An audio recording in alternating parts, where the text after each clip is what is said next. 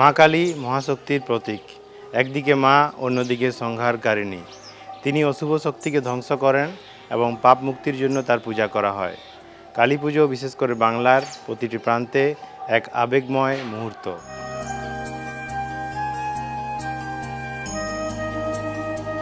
কালী পূজার শুরু বহু শতাব্দী আগে।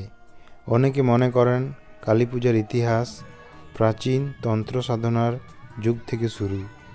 সময়ের সাথে সাথে এই পূজা বিভিন্ন সমাজে ও সংস্কৃতিতে ছড়িয়ে পড়ে।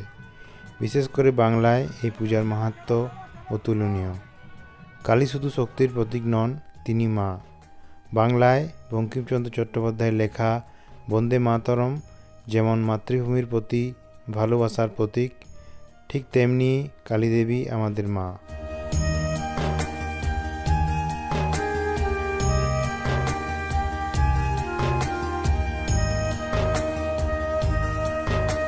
পুজোর অনেক আগে থেকেই শুরু হয় প্রস্তুতি। মৃৎশিল্পীরা মাটির মূর্তি তৈরি করেন। মন্দিরে বা মণ্ডপে সুন্দর করে সাজানো হয় প্রতিমা। প্রত্যেকটি প্রতিমায় থাকে এক আলাদা নকশা, এক আলাদা আবেগ।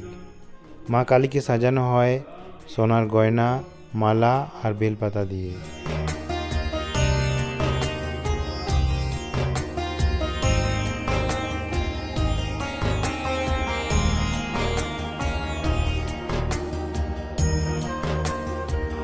কালী পূজার দিন সন্ধ্যাবেলায় দেবীর আরাধনা শুরু হয়। মন্ত্রোচ্চারণ, ধূপধুনো আর চণ্ডীপাঠে পরিবেশ যেন পবিত্র হয়ে ওঠে। ভক্তরা মায়ের কাছে প্রার্থনা করেন দুঃখ কষ্ট দূর করার জন্য এবং আশীর্বাদ পাওয়ার জন্য।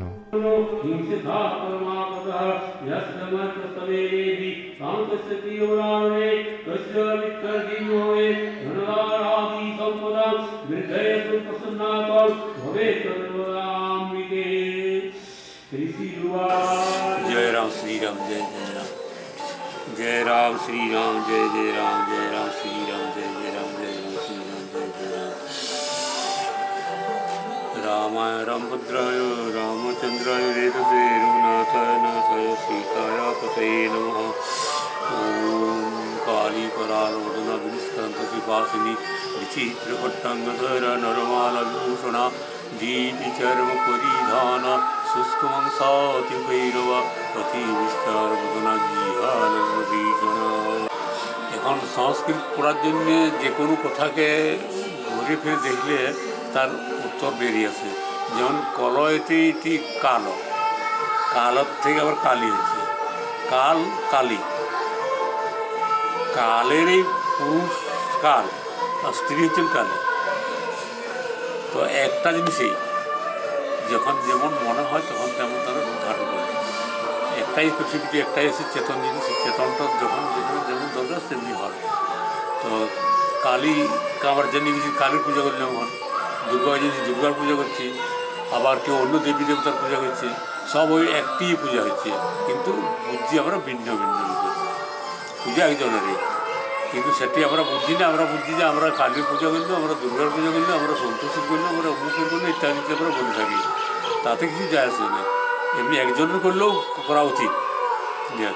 তো এইভাবে পূজা করতে করতে মানুষের মনে যে ভাবলে জাগে শেষকাল দিকে, প্রথম শেষ করে যাচ্ছে, লোকের দেখে দেখে শিখছে, শিখে পরে যখন দেখলে করে করে করে দেখলে সব একই জিনিস, তখন সে একটাকে মেনে যায়। তখন সেই মানলে আর কাকুকে ঘৃণা করতে পারে না। প্রথম হয়তো ঘৃণাটা করে, তারপরে ঘৃণা করে না বড় হলে পরে। যখন অনেক প্রাচীন দিকে চলে যাচ্ছে আগে থেকে, তখন আর ঘৃণা করছে না। যাক, তো এইভাবে পূজার পদ্ধতি চলে আসছে। দেখে দেখে যখন সুবিধা পাওয়া গেলো, যখন এই কালী পুজোটা দেখলে কোনো ছোটো ছেলে দেখছে, সে দেখছে বেশ তো আনন্দ জিনিস, তো খুব ভালো। তো এই 3 দিন হচ্ছে, 3 দিনের মধ্যে খুব সুন্দর ব্যবস্থা, খুব সুন্দর ব্যবস্থা হচ্ছে, কি সুন্দর সব খাওয়া দাওয়া হচ্ছে, প্রসাদ বিতরণ হচ্ছে, সব হচ্ছে। এইভাবে সবাই জানি, জেনে পরে বড়ো হলে পরে তার সে যখন অনুষ্ঠান করছে, অনুষ্ঠান করলে পরেও যখন জানছে যে এই কালী, কালের থেকে কালী, যে কালটার মধ্যে আমরা চলছি বাস করছি, কাল মহাকাল, ওকে আবার মহাকাল বলছি। মহাকালের থেকে কালীটা এসছে, কালীটা এসেছে একটা রূপ ধারণ করে এসেছেন বলে ওকে আমরা কালী বলছি। যাক, তো এইভাবে কালীর পূজা হলো, কালী পূজা করা হলো। পাঠটা আমি পাঠ করি, যে আমার কেউ জিজ্ঞেস করলে কেউ ছিল না, তার জন্য আমার জানাজানিগুলো থেকেই যাচ্ছে। যাক, এইভাবে কালী পূজা যে হলো 2-3 দিন ধরে, 2 দিন ধরে হচ্ছে, 2 দিন, একদিন রাত্রে আসছে এবং তারপরে সকালে পূজা হচ্ছে, আবার রাত পর্যন্ত সে দিন বেশি হচ্ছে পুরো জায়গায় এইভাবে পূজা হচ্ছে। সব জনতা জানছেন যে আমরা খুব ভালো কাজ করছি, আর এতে আনন্দ আসছে। আর ছেলেরাও জানছে, ছেলেরা বড় যারা জানছে, জিজ্ঞাসা করছে, সে জানছে কী জিনিসটা কী।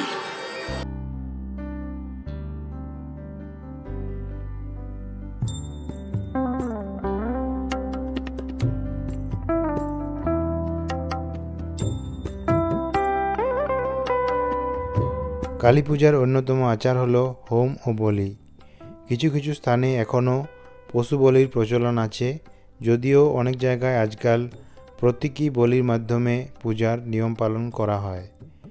রাতে হয় আরতি, যেখানে দেবীকে ফুল, ধূপ ও আলো দিয়ে পূজা করা হয়।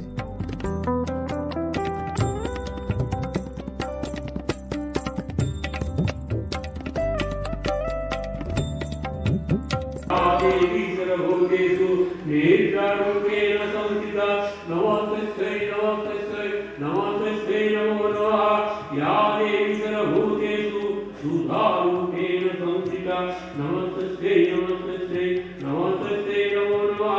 या देवी सर्वभूतेषु छायारूपेण संस्थिता नमस्तस्यै नमस्तस्यै नमस्तस्यै नमो नमः। या देवी सर्वभूतेषु शक्तिरूपेण संस्थिता नमस्तस्यै नमस्तस्यै नमस्तस्यै नमो नमः। या देवी सर्वभूतेषु कृष्णरूपेण संस्थिता नमस्तस्यै नमस्तस्यै नमस्तस्यै नमो नमः। কালী পূজা এবং দীপাবলি একে অপরের সাথে জড়িত। দীপাবলিতে যেমন আলোর উৎসব হয়, তেমনি কালী পূজাতেও দেবীর শক্তির আলো দিয়ে অন্ধকার দূর করার বার্তা দেওয়া হয়। এই সময় বাংলায় আলোর মেলা বসে, বাড়িঘর সাজানো হয় এবং আতশবাজির আলোয় আকাশ ভরে ওঠে।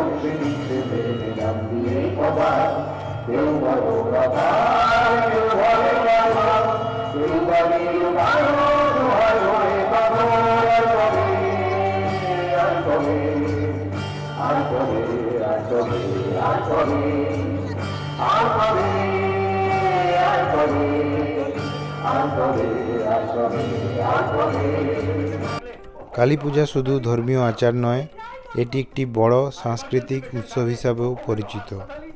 পূজার মণ্ডপে বা মন্দির প্রাঙ্গণে বিভিন্ন ধরনের সাংস্কৃতিক অনুষ্ঠান অনুষ্ঠিত হয়, যা মানুষকে আনন্দ দেয় এবং সমাজকে একত্রিত করে।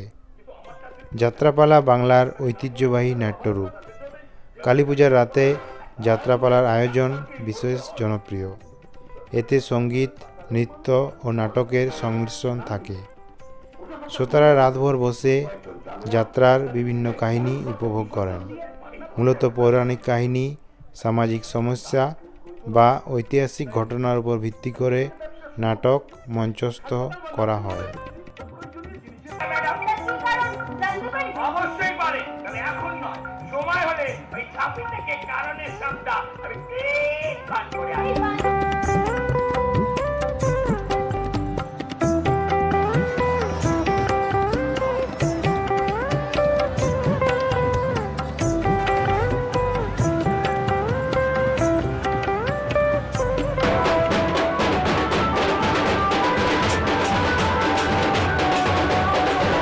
কালী পূজার একটি অত্যন্ত আবেগময় এবং গুরুত্বপূর্ণ অংশ হল বিসর্জন। দেবী পূজার পর পূর্ণ শ্রদ্ধা ও ভক্তি ভরে মূর্তিকে নদী, পুকুর বা অন্য জলাশয়ে বিসর্জন দেওয়া হয়। এই সময় ভক্তদের মধ্যে আনন্দ ও বিষাদের এক অদ্ভুত মিশ্রণ থাকে। বিসর্জনের আগে মূর্তিকে সযত্নে সাজানো হয়। ঢাক, কাসর, শঙ্খধ্বনি ও উলুধ্বনির মাধ্যমে একটি শোভাযাত্রার আয়োজন করা হয়। কালী পূজার বিসর্জন শুধু মূর্তি ভাসানো নয়, এটি ভক্তি, ভালোবাসা আর আশার উৎসব। জয় মা কালী ধ্বনির সঙ্গে ভক্তরা আবার অপেক্ষা করতে থাকেন পরের বছরের জন্য।